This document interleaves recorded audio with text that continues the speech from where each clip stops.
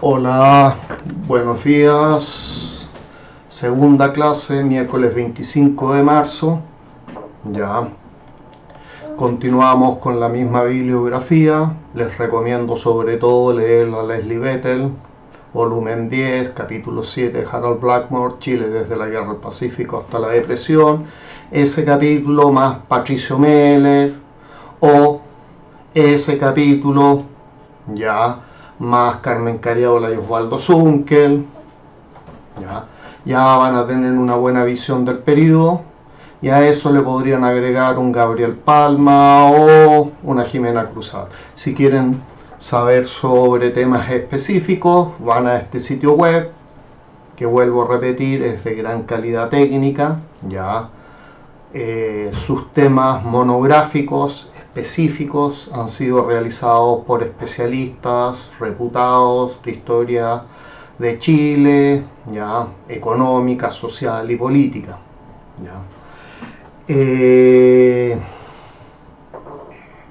Habíamos quedado la clase pasada planteando unas preguntas que sería interesante analizarlas durante esta clase.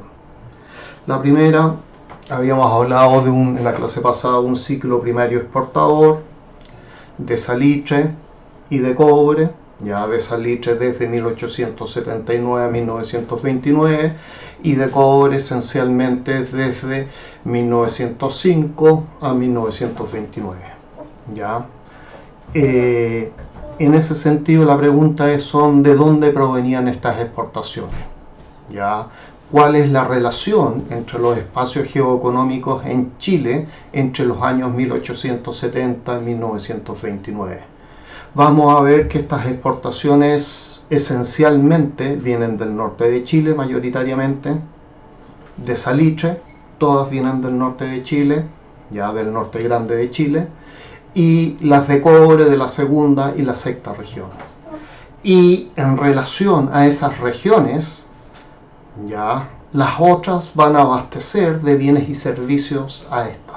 Por tanto, se va a generar una actividad multiplicativa y por tanto de eslabonamientos de dependencias económicas. De ahí la importancia de esta pregunta. Ahora, ¿qué nos dice la información estadística sobre la economía chilena? ¿Podemos caracterizar la economía chilena a partir de ello, o sea, de esta estadística?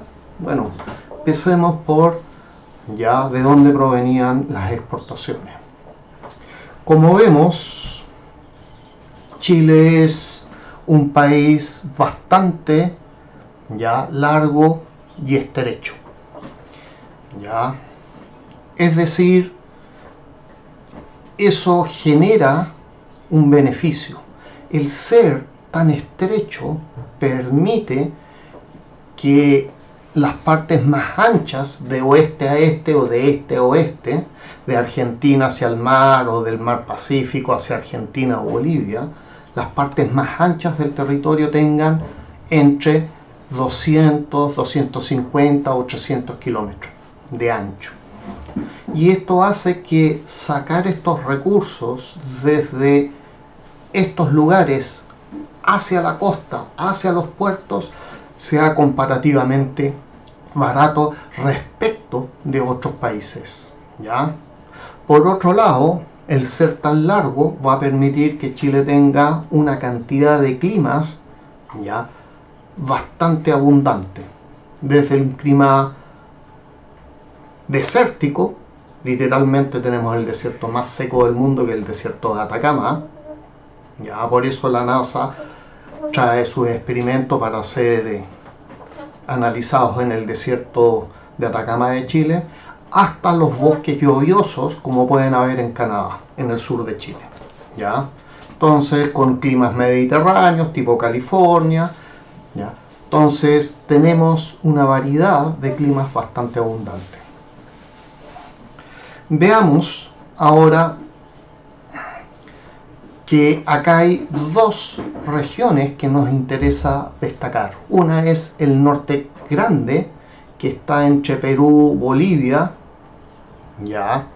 y Argentina, en esa parte, y el norte chico, que es todo lo que está bajo eso, que es esencialmente limítrofe, limita ya con la Argentina, es limítrofe con la Argentina. Acá vemos el norte grande y el norte chico, ya.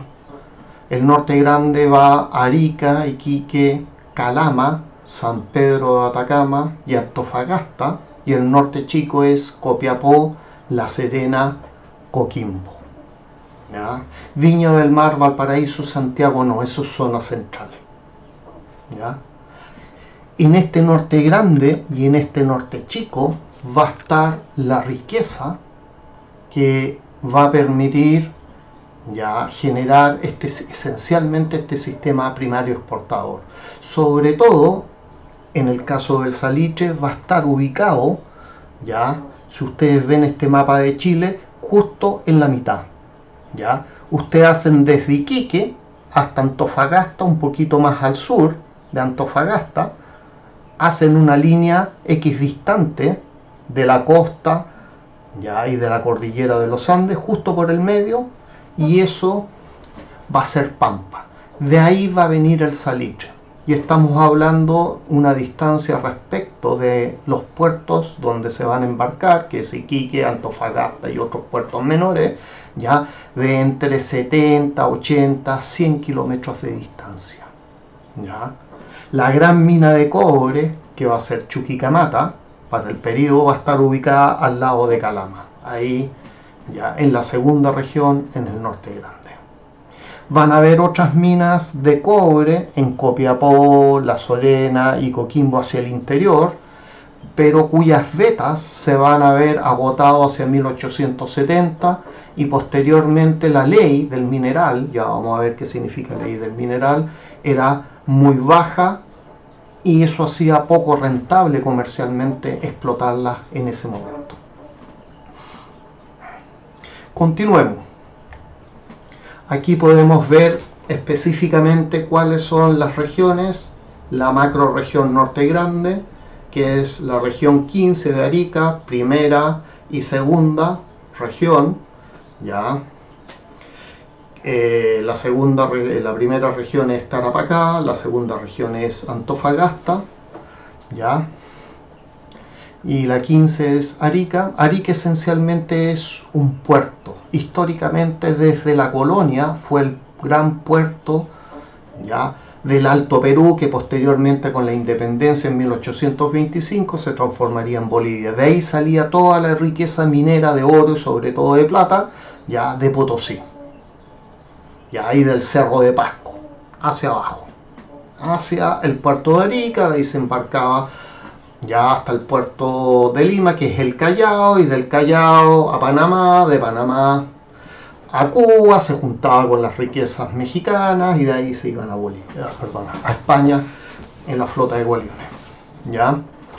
Si ustedes ven Tarapacá, primera región, capital Iquique, ¿ya?, el salitre está entre 80 y 100 kilómetros, ahí en la llamada Pampa, justo al medio, ¿ya?, del territorio. Antofagasta, la región de Antofagasta, segunda región, ya el salitre, y está también ahí justo en la Pampa, ¿ya?, que se llama Pampa del Tamarugal, porque habían tamarugos, y a partir de 1915, Chuquicamata, y estamos hablando entre 100 a 150 kilómetros de la costa. 150 porque estamos integrando la explotación de cobre en la cordillera de Domeico, de Chuquicamata. Si no, si hubiera sido solo salitre, hubieran sido 100 kilómetros. Igual la distancia es bastante pequeña para sacar a esa gran cantidad de volumen peso hacia la costa. ¿Ya? En la región, la tercera región de Atacama, cuya capital es Copiapó, el cobre entre 75 y 125 kilómetros, y en la cuarta región de Coquimbo, ya, donde la capital es La Serena y la ciudad puerto es Coquimbo, el cobre también va a estar entre 75 y 125 kilómetros. ¿Ya? Esencialmente la tercera y la cuarta región va a producir un cobre de manera artesanal durante el periodo. De hecho, todavía hoy en día hay mineras bastante artesanales que sacan cobre. Eso se llaman los pirquineros, ¿ya? Veamos unos cortes, ¿ya?, de regiones, ¿ya? Ahora, si ustedes se dan cuenta, tenemos un perfil topográfico interpretativo del Norte Grande y debemos ubicarnos en el kilómetro 100 en la Pampa del Tamarugal. Ahí, en la 15, ya la primera y la segunda región. Ahí en la Pampa del Tamarugal, a 100 kilómetros, van a haber depósitos de sales marinas, ya, que se van literalmente a secar y se van a transformar en el salitre, ¿ya?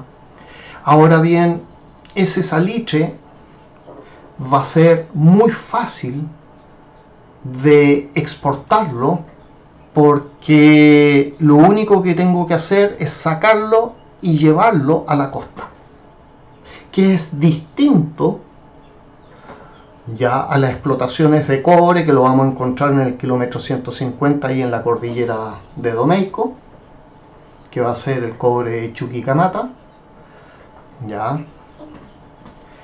Y ese cobre no solo hay que sacarlo, sino hay que refinarlo y hay que mandarlo en barra. Por tanto, tiene un valor agregado, ¿ya?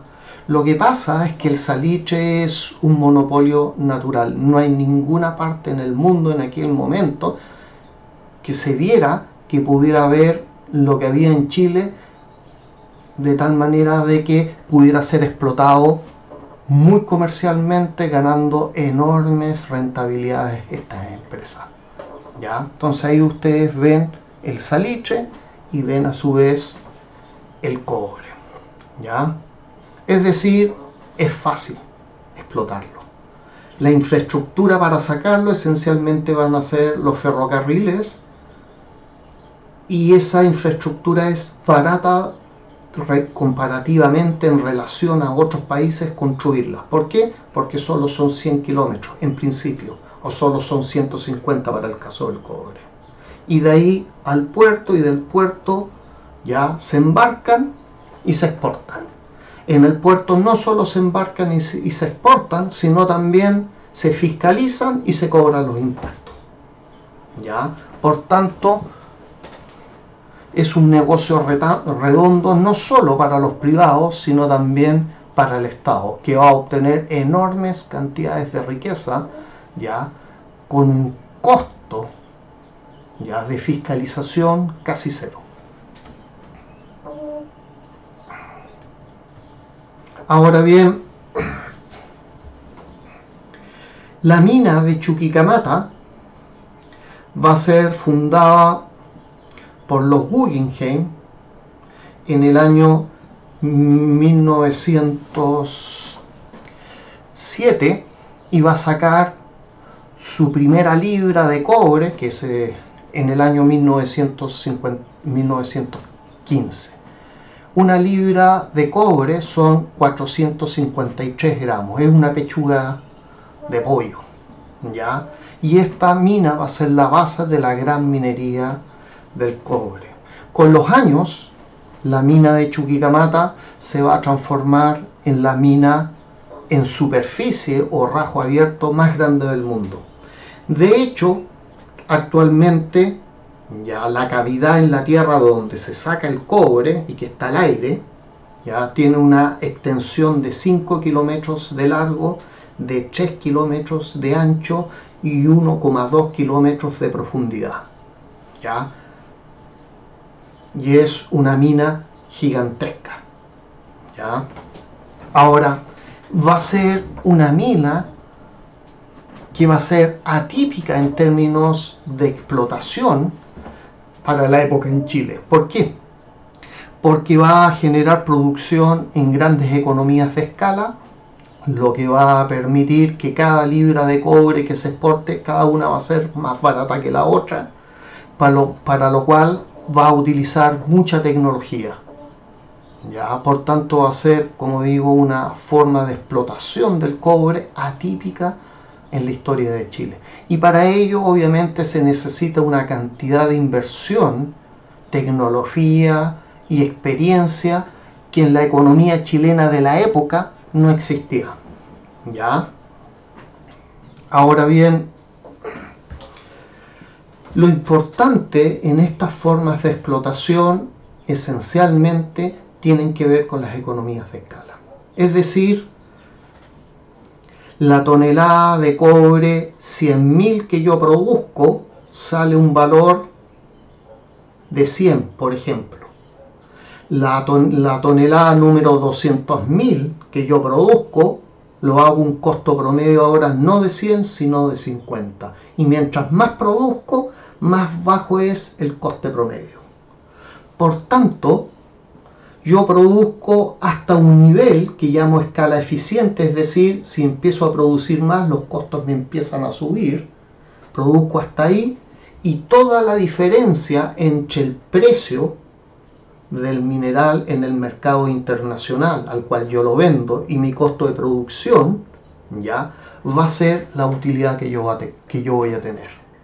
Por tanto, estamos hablando de formas de producción en el caso de Chuquicamata a muy gran escala, ¿ya? De este commodity, de este producto natural, cuyo precio se fija por la oferta y la demanda del mercado internacional.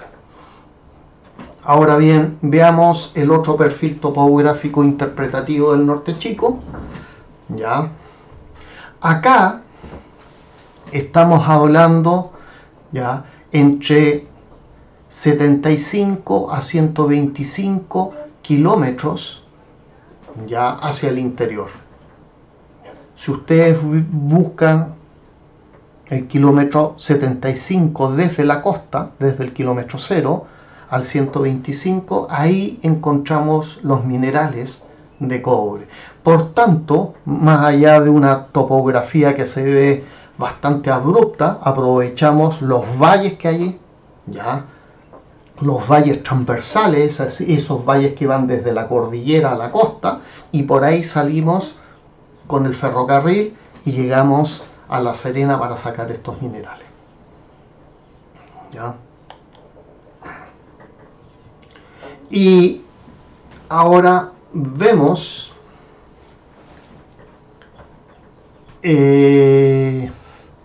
un perfil topográfico de la región Secta, el Libertador Bernardo Higgins, cuyo cobre lo vamos a extraer, ya, entre el kilometraje 125 a 175, ya, es decir, en el kilometraje 175 esencialmente, ya, va a estar ahí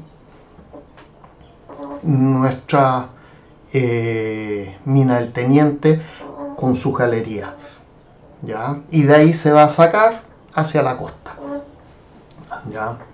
En el caso del Teniente es la segunda gran mina de cobre que hay en la historia de Chile. También, al igual que Chuquicamata, es una mina bastante especial. ¿Por qué digo que es bastante especial? Porque la tecnología, los niveles de inversión, las economías de escala que se generan en la producción de mineral son raras para la economía chilena de la época. Esta mina comienza en el año 1903, ya, a través de un ingeniero norteamericano llamado William Braden, que va a empezar la industrialización de este proceso.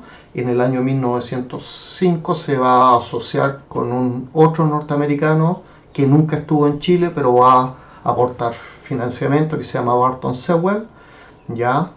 Y eso va a permitir que en el año 1905, gracias a las inversiones de Barton Sewell, ¿ya?, la cantidad de procesamiento de mineral diario o de roca para sacar el cobre sea de 250 toneladas, y en el año 1908 se pase a 3.000 toneladas de material procesado para obtener cobre. ¿Ya? O sea, todos los días en 1908 se sacaba 3.000 toneladas de piedra, se chancaba, ¿ya? Al nivel de dejarlo casi como una arenilla, como si fuera azúcar, se chancaba, se molía, ¿ya? Se llevaba a piscinas de ácido con electricidad y de ahí, ¿ya?, se sacaba la escoria y por otra parte quedaba el cobre, ¿ya?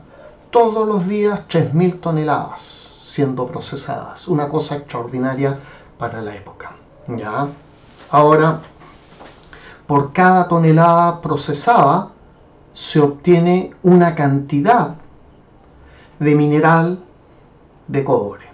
Si la ley, por ejemplo, del cobre es del 5%, significa porque por cada tonelada que yo proceso de roca voy a obtener 50 kilos de cobre. Si fuera la ley del 3%, yo voy a obtener 30 kilos de cobre. Hoy en día la ley más o menos en los buenos minerales en Chile es del 1,5, o sea, por cada tonelada que yo proceso, ya obtengo más o menos 15 kilos de cobre. ¿Vamos? Hay minas como Chuquicamata que producen 450.000 más o menos al año toneladas de cobre. Por tanto, la cantidad de mineral o de piedra que tienen que procesar para sacar 450.000 toneladas es enorme, para que tengan una dimensión de las escalas de producción actualmente. Ahora, hoy en día la mina del Teniente es la mina subterránea más grande del mundo. De hecho, tiene 3.000 kilómetros de galerías. Por eso estamos hablando de una distancia entre 125, 150 y 175 kilómetros. Porque eso va por alrededor de la Tierra y se van haciendo galerías. Y lo que van haciendo estas galerías van siguiendo la veta madre. ¿Ya? Ahora bien, veamos un poco de estadística.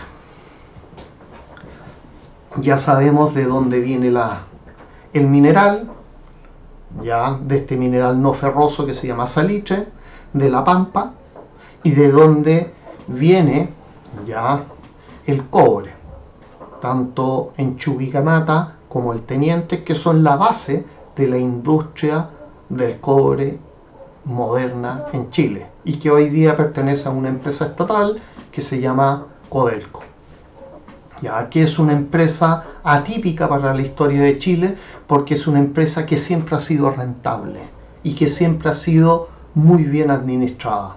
Ya el criterio político ya ha sido dejado de lado y ha sido utilizado más una cultura técnica política para mantener buenas relaciones entre los diferentes actores que intervienen en la explotación del mineral. ¿Ya? Y eso ha permitido que genere una cantidad de rentas enorme para la economía chilena. Bueno, veamos las exportaciones e importaciones ya en valores del año 2003 para que cada año ya un peso valga lo mismo, ya, y la tasa de arancel promedio entre 1870 y 1929. Si ustedes se fijan en los años 1900 y 1930, tanto en las exportaciones como en las importaciones hay un numerito entre paréntesis.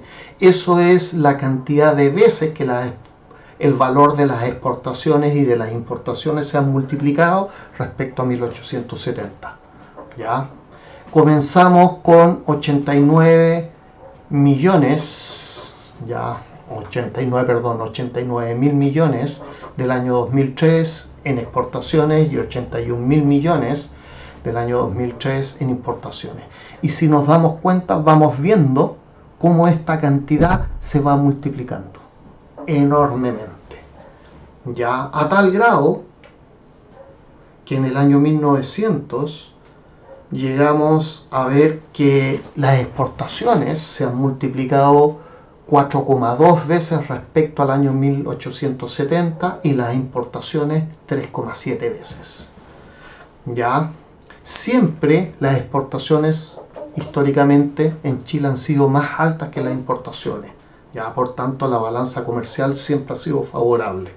¿Ya? Hemos recibido más de lo que hemos ya entregado al mundo. De tal manera de que lo que vemos en términos del año 1930 es algo inusual, ya que el valor de las exportaciones sea menor que las importaciones.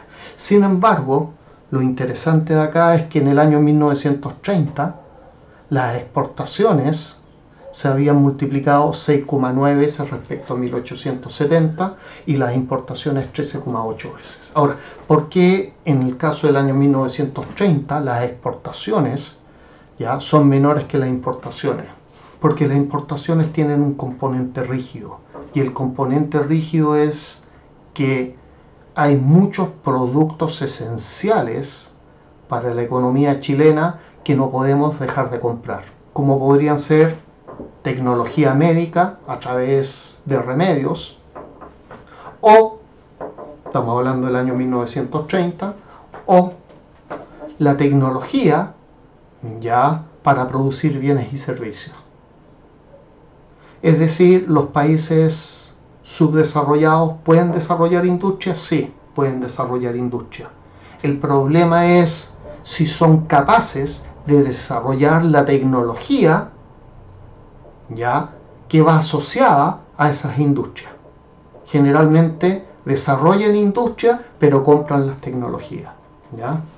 Ahora, ¿cuál es lo interesante de esto? Que la tendencia de las exportaciones y de las importaciones es siempre a ir creciendo, a ir multiplicándose. Y la verdad es que se va multiplicando muy aceleradamente.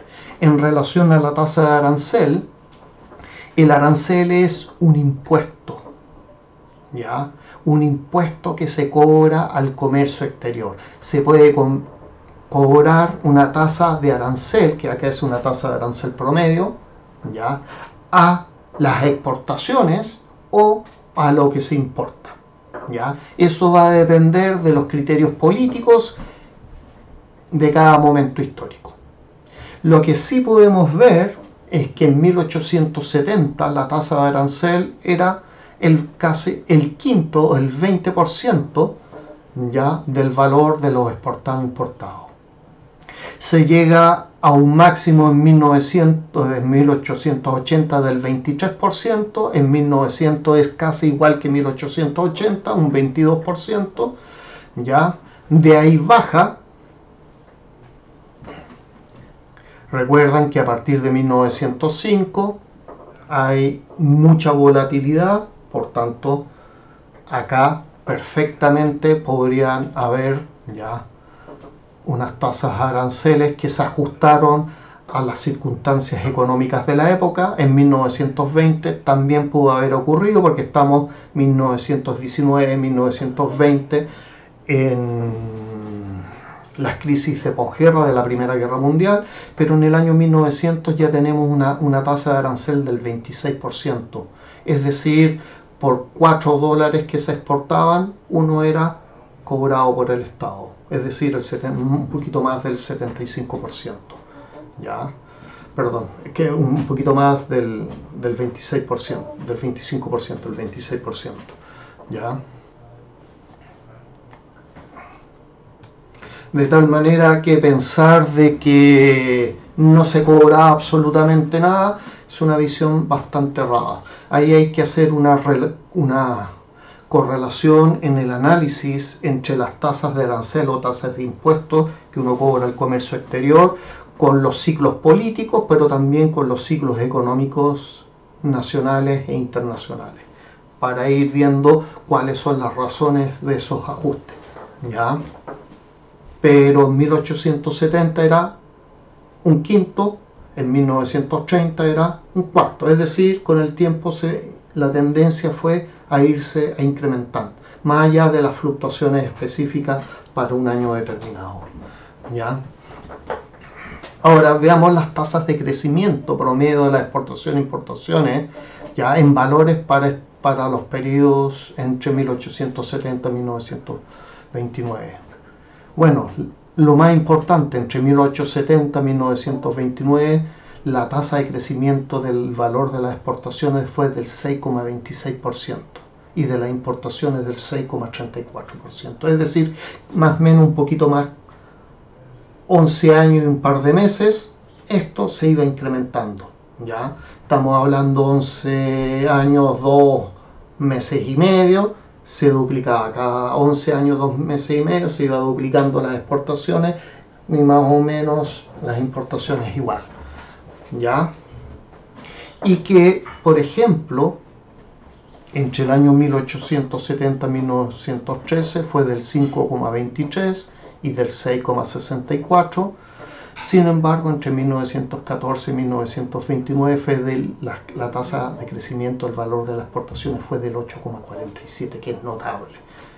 Ya, es notable. Por eso se pensó ya que esta bonanza exportadora no se iba a acabar nunca y los capitales chilenos que estaban en el campo empezaron a entrar en negocio, ya como el salitre, cuando los ingleses se estaban retirando y los alemanes se estaban retirando de estas industrias.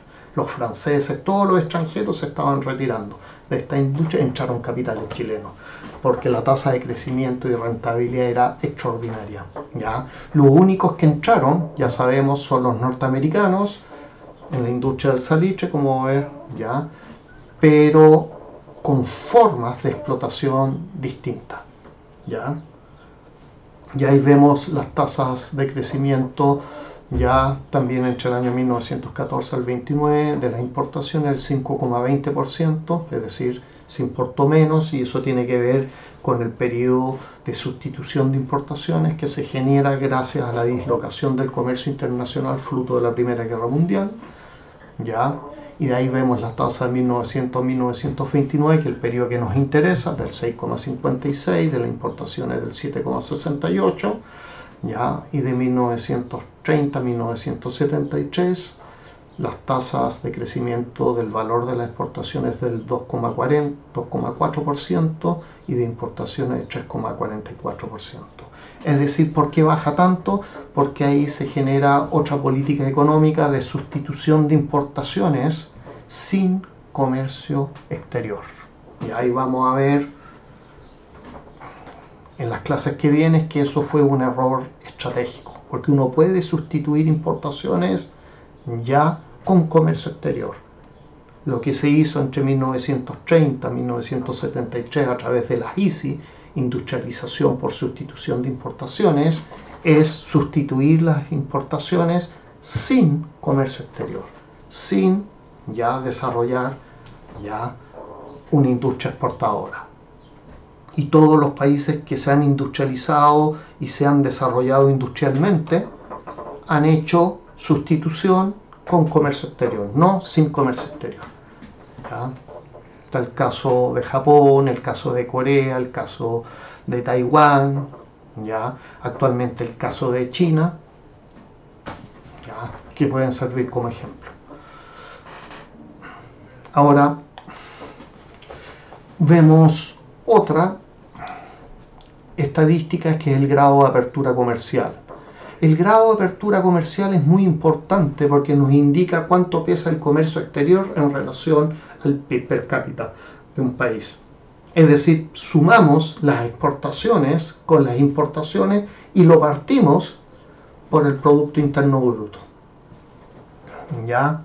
Y eso nos va a dar de que el comercio exterior en 1870 pesaba el 23% del PIB, a llegar a pesar el 44%.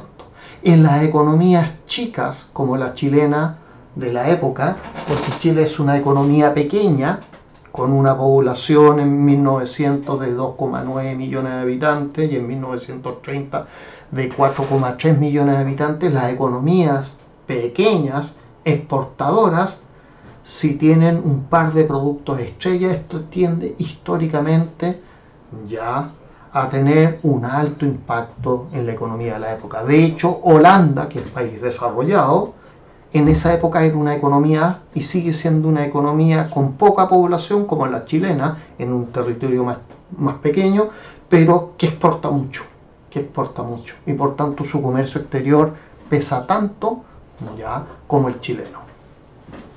¿Ya? Lo mismo puede decirse para Canadá, lo mismo puede decirse para Australia, lo mismo puede decirse para Nueva Zelanda, lo mismo puede decirse para Taiwán, ¿ya?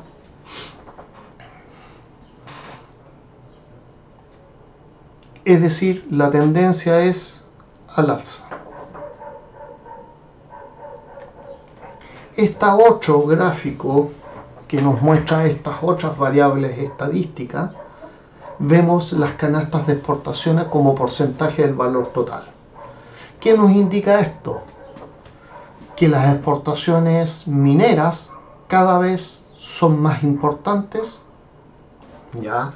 La tendencia es desde 1870, a partir del éxito de la Guerra del Pacífico, es sobre el 80%, ¿ya?, excepto en 1920, es la crisis de posguerra, pero estamos hablando sobre el 80% en este ciclo, ¿ya?, del valor total de los exportados, y en algunos casos mucho más. Y las agropecuarias, que eran exportaciones de trigo, avena y cebada, a partir del año 1880, efectivamente, cuando aparece la riqueza salitrera, todas esas inversiones salen de los campos y se van al negocio directo del salitre o asociado a la industria salitrera, ¿ya? De tal manera de que estos valores de la producción agropecuaria, que es una producción de hortalizas, ya granos, trigo, cebada, avena, ganadería, etcétera, va a ir disminuyendo y alcanzando ciertos valores, excepto en el año 1900, pero eso tiene que ver con el efecto de la crisis de posguerra. Y las manufacturas, ya en general, se exporta poco, ya, excepto en el año 1920, donde hay un alto nivel de exportaciones de manufacturas, ya. Y eso tiene que ver nuevamente a la distorsión de la crisis de post Primera Guerra Mundial.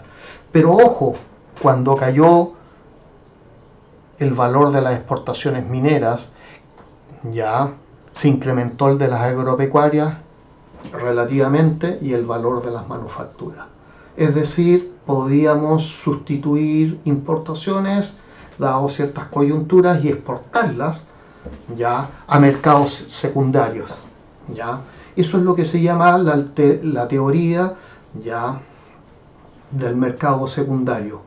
¿Qué hacen estos países en sus inicios de sus periodos de industrialización por sustitución de importaciones con exportaciones? Empiezan a producir manufacturas baratas, ¿ya?, pero no las exportan a los grandes mercados, las exportan a mercados secundarios. Es decir, Chile pudo haber exportado esto ¿a quién? A Bolivia, a Perú, a Ecuador, a Colombia, a Venezuela, a Paraguay.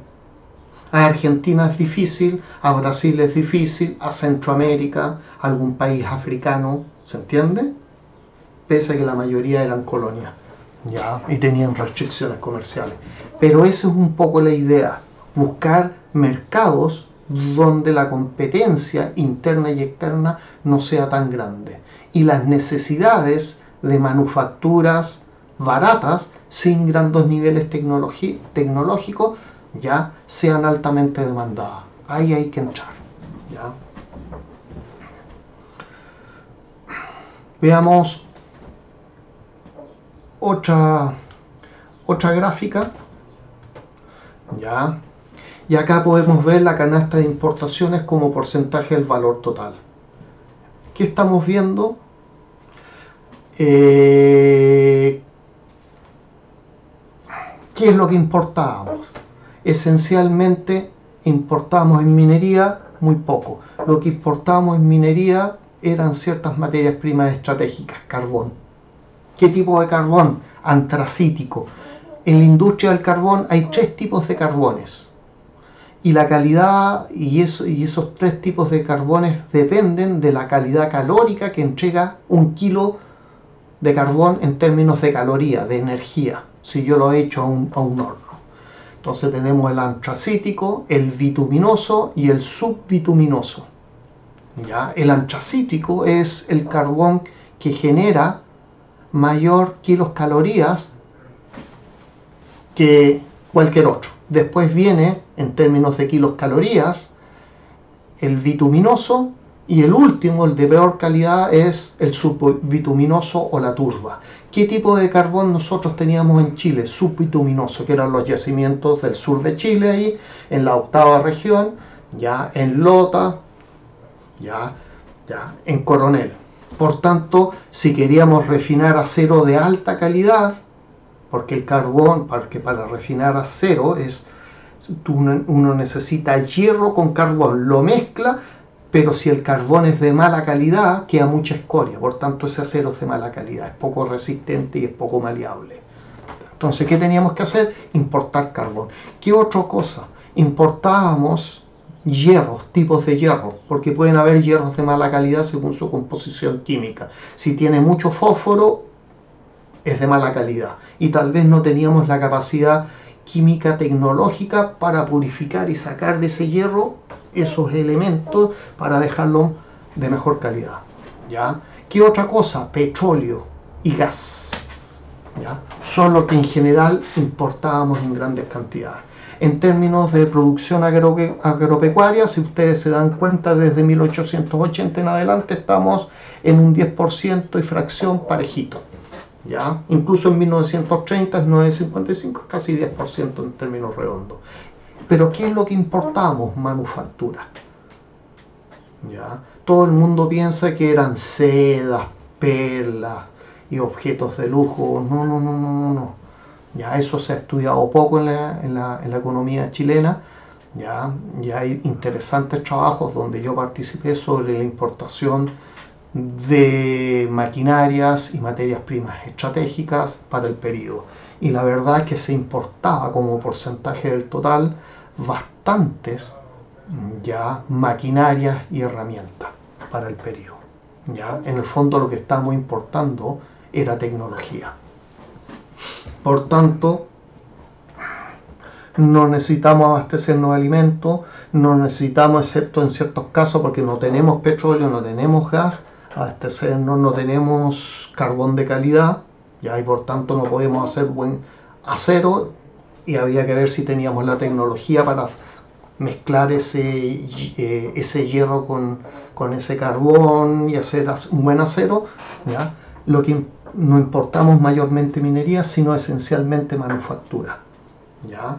Es decir, todo aquello que en esencia que no éramos capaces de hacer, pero también algunas cosas que siendo capaces de hacer, consideramos que importarlo y consumirlo públicamente nos da un cierto estatus social. ¿Ya? Es lo que llamamos bienes de lujo, bienes Wendler, porque el consumo no solo satisface necesidades básicas, sino también tiene un aspecto simbólico que hay que destacar. ¿Ya? Respecto a los otros, veamos otra estadística, ¿ya? Los términos de intercambio. ¿Qué indica esto? Que a partir de esta tendencia, que los términos de intercambio entrado el siglo XX son favorables a Chile. Entonces vemos un índice de precios de lo que exportamos, partido por un índice de precios de lo que importamos, y vemos si eso es igual a 1, significa que si es igual a 1 a 100, ¿ya? En el fondo, lo que nos dice que un kilo de exportación chilena igual vale lo mismo que un kilo de importación extranjera. Entonces en 1870, 80 y 90 ya tenemos que exportar más cantidad para importar algo de lo extranjero. Pero a partir de 1900 se invierte la tendencia y lo que estamos viendo es que nosotros salimos en el intercambio un 7% a favor. En el año 1910 un 42% a favor. En el año 1920 34% y en el año 1930 un 71%. Es decir, ya es interesante porque esto viene a poner en duda un poco esta tendencia, ya la teoría cepaliana de la relación de precios e intercambio. Si ustedes se dan cuenta acá, es como tendencia favorable a la economía chilena. ¿Ya? Es decir, era buen negocio exportar. ¿Ya? Veamos otra estadística. Producción de salitre y cobre en miles de toneladas. ¿Y qué estamos viendo acá? De que en 1900 y 1930 hay unos numeritos, tanto para el salitre como el cobre, ¿ya? Y esos numeritos en el fondo lo que nos indica es cuántas veces se multiplica, ¿ya?, las exportaciones respecto a 1970. Veamos en el salitre, el oro blanco, y vemos cómo esto se multiplica a tal grado que en 1900 se ha multiplicado 8.253 veces. Y en 1930 se ha multiplicado 13.512 veces. Es decir, estamos produciendo 2.445.000 toneladas de salitre. Ahora, ¿qué es en esencia el salitre? Bueno, el salitre es un mineral no ferroso, y ese mineral, que es una sal, se utiliza para abonar la tierra. ¿Ya? Entonces tenemos una producción agrícola, esa producción agrícola se le echa agua, al echar agua, en el fondo lo que se disuelve con el agua son las sales, y de esas sales, ¿ya?, es de donde se nutren las raíces. ¿Estamos? Por tanto, si en el fondo sobreexplotamos esa tierra agrícola, lo que estamos haciendo es quitarle las sales. Por tanto, ¿qué tenemos que hacer? Restituirla. ¿Estamos? Y como la población estaba creciendo, los ingresos de los países centrales, Estados Unidos, Gran Bretaña, Alemania, Francia, Italia, todos esos países, la población estaba creciendo enormemente, estaba viviendo más por las mejoras ya fitosanitarias de la época.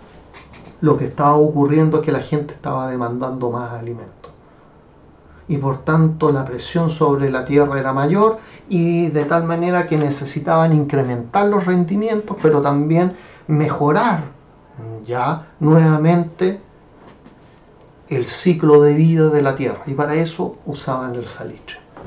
¿Ya? El salitre nunca se echa directamente sobre la planta, porque si no la quema, porque es muy fuerte. Hay que colocarla a cierta distancia de la planta. Entonces se ponen unos montoncitos a cierta distancia, y eso se va bajando con el tiempo, y se va absorbiendo la tierra solita. Y eso, por capilaridad, por los poros de la tierra, se va yendo a todos sitios. Y eso es lo que va a absorber las raíces de las plantas. ¿Ya? Ahora, el cobre, si ustedes se dan cuenta, empieza a crecer enormemente. De hecho, entre 1890 y 1900 se mantiene. De hecho, desde 1880 bajó hacia 1890, ya en 13.000 toneladas, después en 12.000 toneladas, baja respecto a 1880, ya la producción de 1900. Pero ahí, cuando entra a funcionar el Teniente y Chuquicamata, empieza a incrementarse hasta llegar al año 1930, ya a ser 220.000 toneladas de la época. Y la producción se ha multiplicado por 5. Notable, ya, notable. En esta otra gráfica vemos los ingresos fiscales. ¿Qué importancia tiene esto? Que nos indica ya en el fondo qué porcentaje representaba respecto del PIB los ingresos fiscales, ya, y a su vez de estos ingresos tributarios, cuánto eran los obtenidos por los recursos naturales. Lo primero, acá vemos que en general, excepto hacia el año 1890, la pauta es que se mueve ya al alza, pero entre 1890 y 1910 está casi en el 10%, baja en el año 1920. Eso tiene que ver con la baja de la actividad económica. Los ingresos tributarios o ingresos fiscales siempre son procíclicos, o sea, siguen el ciclo económico de la actividad económica. Si la actividad económica va a la baja, hay menos ingresos fiscales, ya, pero a la larga tienden, si ustedes se dan cuenta, a subir al año 1930, al 15%. Ahora, ¿cuánto de esos ingresos fiscales, ya esos ingresos fiscales son el 25, el 15, en un momento el 10, después el 9, ya el 15% en 1930 del PIB, ¿cuánto de esos ingresos fiscales llegan a ser ya obtenido por los recursos naturales? El 50%, excepto en 1930 por la crisis del cobre y el salitre, pero en general, si ustedes se dan cuenta, desde 1890 a 1920 y tal vez 28, 29, de haber sido el 50%, ¿ya? Más o menos la tendencia, ¿ya? Por tanto, si caía el salitre y caía el cobre, obviamente los ingresos fiscales caían dramáticamente. Eso es lo que nos está diciendo esto. ¿Ya? Ahora, ¿por qué Chile opta por el modelo primario exportador? Hay varias teorías para explicar esto. Esta es una teoría ya bastante interesante. El modelo Hesker-Ohlin, ya Eli Hesker, que es un economista sueco, y Bertil Ohlin también, que es un economista sueco. Ya Bertil Ohlin fue discípulo de John Maynard Keynes y va a ganar el Premio Nobel de Economía en el año 1977 por su teoría del comercio internacional. Bueno, ellos hacen una teoría, primero la hace Hesker, Eli Hesker, posteriormente ya corregida por Bertil Ohlin, y que se llama dotación de factores. Es decir, ¿qué factores productivos dispongo para producir bienes en el periodo? El periodo que nos interesa, 1900-1929. ¿Ya? Los factores productivos esencialmente son tres: los recursos naturales, el trabajo, que es el capital humano, y el capital, que son las máquinas y herramientas. Y en los bienes de capital, en las máquinas y herramientas, está suscrito ya el nivel de la tecnología. ¿Ya? Lo primero, ¿qué dice esta teoría? Bueno, esta teoría dice que los países tienden a especializarse en aquella dotación de factores que es más abundante. Y en 1900, ¿cuál era el factor más abundante? Los recursos naturales, el trabajo, el capital. Bueno, el factor más abundante por bendición, por la conformación del universo, del mundo, eran los recursos naturales. Por tanto, ¿qué es lo que producíamos y exportábamos? Salitres y cobre. ¿Qué pasa con el trabajo? ¿Qué pasa con el capital? ¿Ya? Veamos recursos naturales. Bueno, si vimos la estadística anterior, podemos decir que en 1900 el 91,1% de lo exportado ya eran salitre y cobre. En el año 1930 era el 83,7% de lo exportado salitre y cobre. Ya esencialmente exportábamos recursos naturales porque era lo más abundante y fácil de hacer. El trabajo, el capital humano, ya en estas visiones tan optimistas y tan fabulosas que tienen los chilenos de sí mismos a veces, ya, y que tienden a anular su juicio histórico en sus análisis.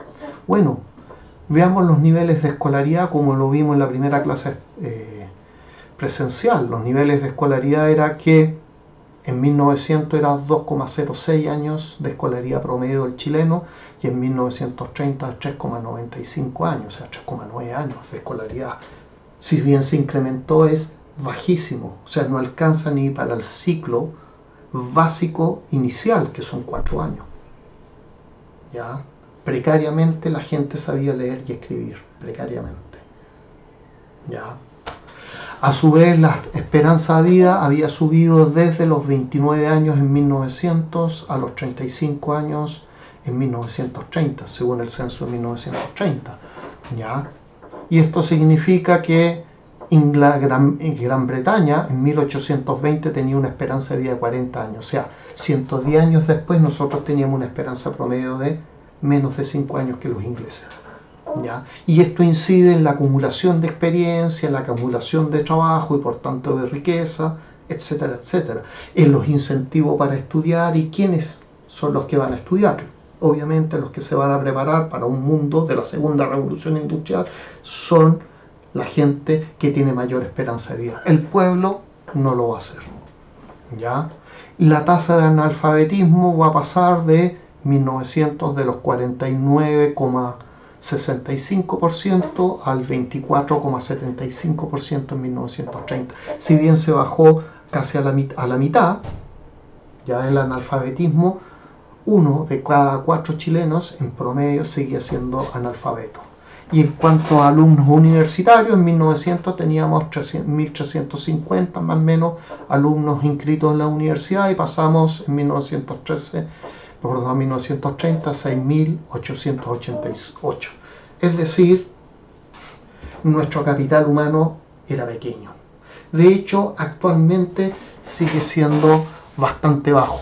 Un dato, ¿ya? Y un dato bastante dramático. En todo el sistema universitario chileno tenemos 10.645 doctores actualmente.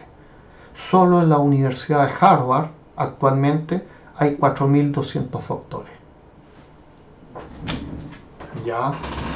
Por tanto, el capital humano avanzado que ya existía en esos países en 1900 y 1930, acá no existía y era escaso. ¿Ya? En cuanto a capital, ¿ya? ¿Qué podemos decir? Bueno, entre 1900 a 1930 los ingresos per cápita, si bien crecen, no posibilitan mayormente grandes volúmenes de ahorro. ¿Ya? ¿Por qué? Porque la población pasa de 2,9 millones a 4,3 millones de habitantes. Y la tasa de inversión, como porcentaje del PIB, pasa del 11% del PIB en 1900 a 14,5% en 1930. Sabemos que en el siglo XX un país para industrializarse necesitaba a comienzos de siglo tasas sobre el 20% de inversión. Y eso significa que es una cantidad enorme de plata que no se va a utilizar para el consumo corriente. Por tanto, para mejorar el estándar de vida. El estándar de vida se va a mejorar técnicamente en principio, gracias a este mayor nivel de ahorro, inversión a futuro. Entonces ahí hay tensiones entre el presente y el futuro. ¿Ya? Chile no solo tenía bajas tasas de ingresos que posibilitaban bajas tasas de inversión, ¿ya? Sino también que no era capaz de crear tecnología. ¿Ya? Por tanto, teníamos que importarla. Entonces, ¿por qué opta por un modelo primario exportador? Porque no tenemos trabajo, no tenemos capacidad de generar capital. Por tanto, optamos por recursos naturales. ¿Ya? Veamos este caso del modelo primario exportador en el caso de un recurso, en este caso el salitre, recurso natural. Bueno, el salitre sabemos que está en la primera región de Iquique y en la segunda región de Antofagasta, ¿ya? Que es un recurso que está entre los 80 y 100 kilómetros de la costa, por tanto es bastante barato relativamente sacarlo, ¿ya? Que es un recurso que está entre 1 a 2 metros de profundidad, por tanto lo único que necesitamos es sacar la tierra de la superficie y aparece, y ahí hay que limpiarlo. ¿Ya? No hay que procesarlo, simplemente hay que limpiarlo para echarle un saco o un quintal de 100 kilos y embarcarlo a puerto. ¿Ya? Por tanto, mayormente no hay que usar un proceso de refinamiento tecnológico avanzado para ser exportado. ¿Ya? En trabajo Entonces nos damos cuenta de que no necesitamos una tecnología muy avanzada para producir esto, excepto la tecnología del ferrocarril de la época, ya mayormente. En el trabajo vamos a ver que lo que necesitamos es un sistema con abundante mano de obra no especializada, ¿ya? De hecho, los años en que la industria salitrera llega a aglutinar mayor cantidad de trabajadores en el año 1923 y 24, que llegan a haber 60.800 trabajadores en toda la industria salitrera, ¿ya? Y en general pasa de los 10.000 a los 20.000, sobre los 30.000 hasta llegar a estas cantidades, pero en general estamos hablando de cifras históricas en los años 20 sobre los 40.000 trabajadores, ¿ya? Y lo importante es que este trabajador tenga una contextura física y sepa usar la llamada pala salitrera, que es una pala ancha y larga para sacar mayores cantidades de tierra y ser capaz de soportar la carga de un quintal de salitre, que es un quintal métrico de 100 kilos, nada más. No necesitamos nada más, ¿ya? En cuanto a capital, para sacar salitres, por suerte, en el año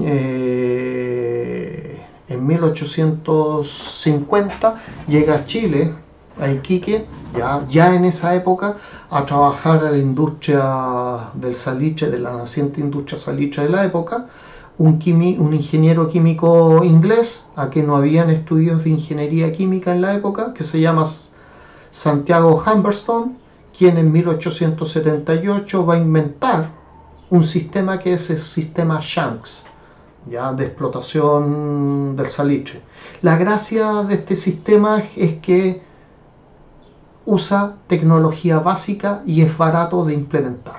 ¿Por qué? Porque se necesitan pequeñas propiedades salitreras, baja dotación de capital y poca mano de obra especializada, lo que es ideal para las condiciones epocales de la economía chilena, ¿ya?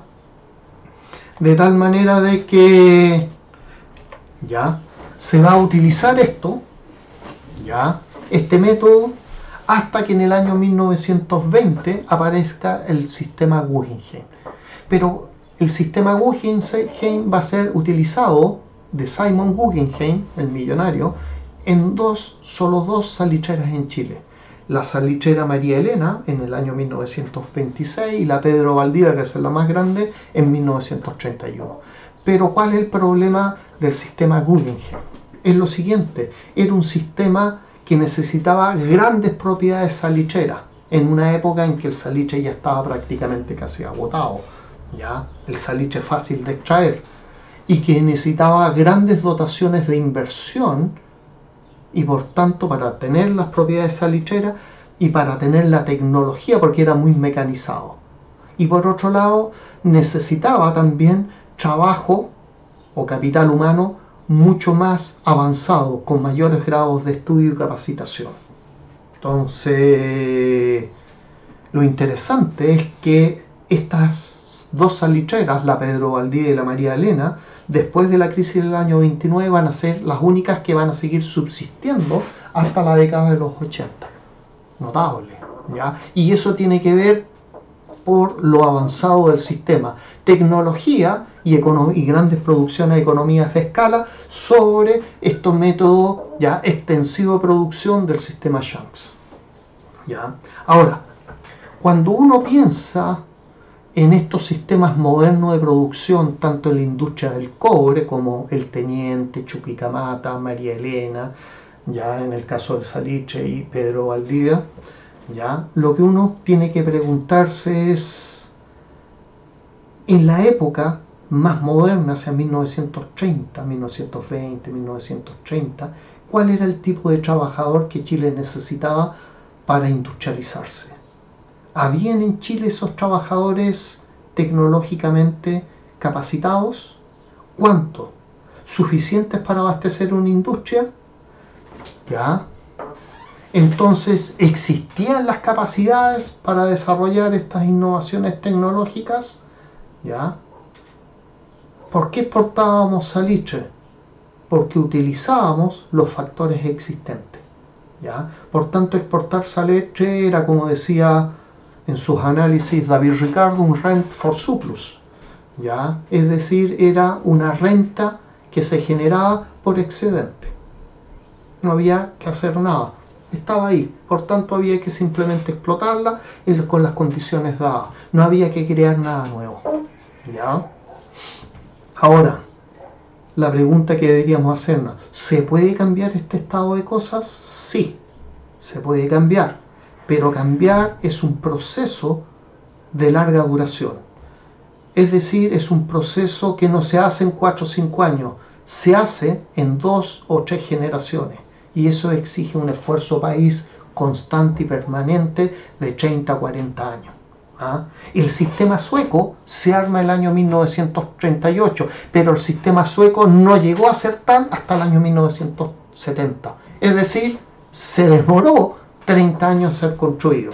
Y para construir esas políticas de larga duración, que son políticas de Estado, porque superan el periodo de un presidente, de un partido político en el gobierno, necesitan muchas veces consensos básicos, acuerdos, negociar, ¿ya? ¿Negociar qué?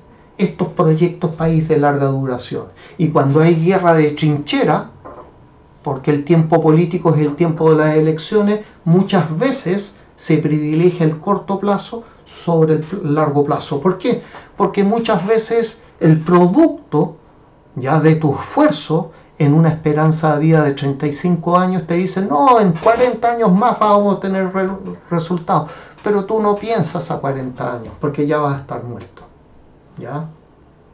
Entonces ahí hay elementos sociales que van condicionando políticas de Estado. ¿Ya? Y hay que tener en cuenta cuando uno hace su análisis. Veamos otras teorías. La teoría de Stolper-Samuelson. La teoría de Stolper-Samuelson es bastante sencilla, ¿ya? Que el aumento del precio de un bien, como puede ser el cobre o salitre, genera un mayor nivel de rentabilidad, ya del factor que se utiliza en explotar esos bienes, que cualquier otro factor existente en la economía. Y si eso es así, ¿qué es lo que se va a hacer? Se va a tender a sobreinvertir en este sector, en el sector ganador. ¿Ya?